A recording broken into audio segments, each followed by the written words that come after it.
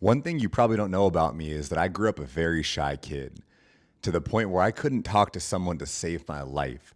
And I had so many beliefs. My identity at the core was that I was a shy person.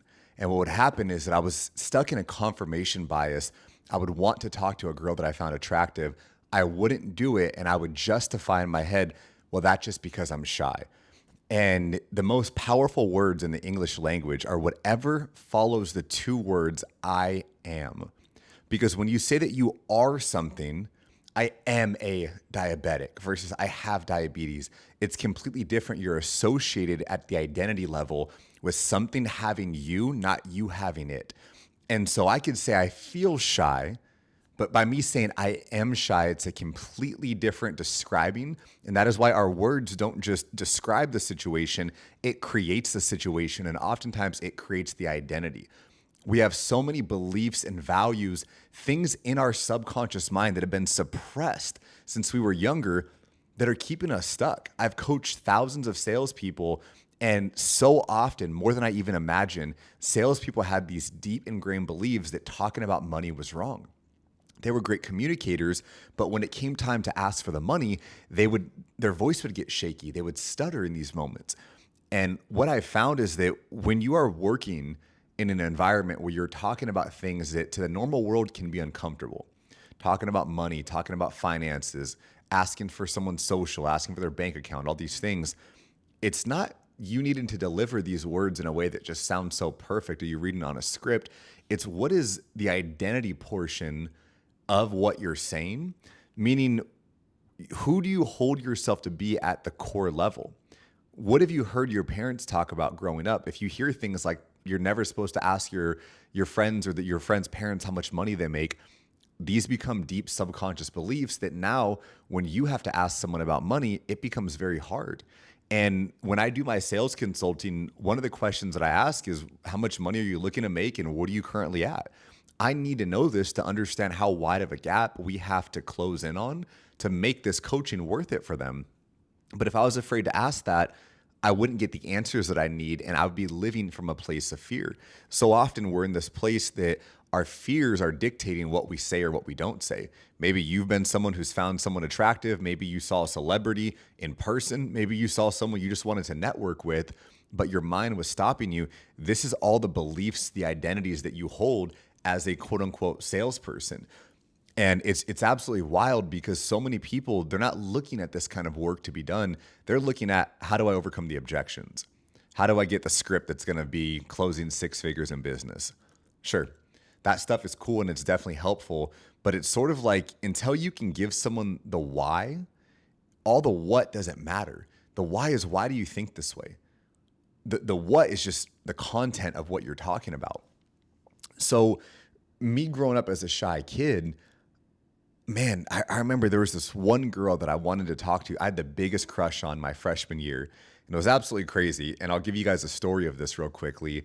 Man, I hope no one from high school is watching this that would know who this girl was, but whatever. And I remember I was coming back from lunch class, or coming back from lunch and walking to Spanish class where she was in this class as well. And we ended up meeting up, walking to the same class. And I'm pretty sure she knew I had a crush on her. I think someone told her, I don't remember. And she was so friendly, so bubbly. And she said, "Hey, Cody, how are you?" And I remember I said like one word the entire, probably half a mile of walk. "I'm good. How are you?" She's like, "I'm good. I'm good." And I literally I did the walk of shame to Spanish class, looking down the entire time because I couldn't say a word to her. So embarrassed halfway through. How do I come back from this? What can I say? Man, now it's too late to even say anything. Now it's awkward. Do I just act like that my stomach hurt and I didn't want to talk? And we start to make up all these crazy things in our head out of fear. Fear of how do I look? Fear of being rejected. Fear of maybe I'm not going to find someone. And this was over 15 years ago, but it still sticks with me to this day because that was a real thing that I went through. And now it's at the point people see me talking on a stage, people see me speaking in front of people, coaching, teaching communication, but they don't see that boy that was a freshman in high school that was so crippling, had such a crippling shyness. They don't see that Cody. They don't see that Cody. And oftentimes in life, you're seeing the finished or the work in progress version, not the version that inspired the work to start. You see, the reason why I am such a great communicator, and I'm gonna own those words because I used to never say something like that out of fear of shining too bright or being egotistical. But I'm gonna own that because people have given me that title and I use it now to help people. The reason why I'm such a great communicator now is because I put in a decade of work from the time that I was 19 years old, actually about 12 years. I've studied sales, psychology, communication, NLP, everything related to how our mind works to get me to where I'm at right now. I got a long way to go. Don't get me wrong on that. But I put in the work to be where I'm at. And I tell you this because I don't want you to hear my story and say that's great for Cody. I want you to hear my story and imagine yourself coming out on the other side. Now, not just no longer having shyness, but speaking on stages of hundreds of people, giving hundreds of different talks on Zoom, in a public setting, at a live event, meeting people in person, being the first to network and shake someone's hand. I want you to imagine yourself being that person because I promise you, breakthrough is on the other side of what you're afraid of. In the Bible, it says God is no respecter of persons. If he can do it for me, he can absolutely do it for you. I promise you, I had so much social anxiety. I had so much awkwardness, shame, embarrassment.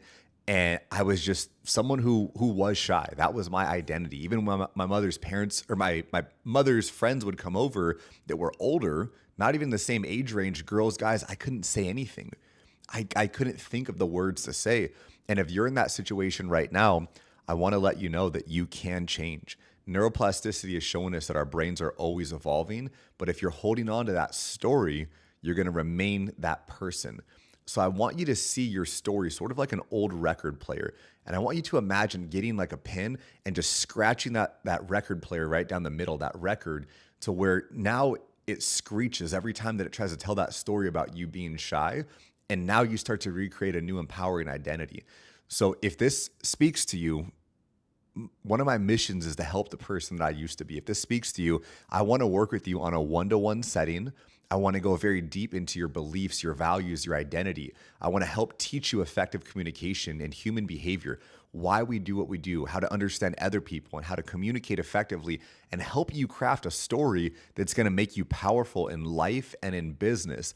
And this is the exact thing that I wish I had when I was growing up all the way until I was about 18 years old. So if you find yourself not being able to overcome that, you didn't have the resources, the skills, the knowledge, the trainer, the mentor, whatever to do that, use my time, use my experiences, use my money that I've spent on these things to get to where I'm at and let me be the person to guide you to the other side.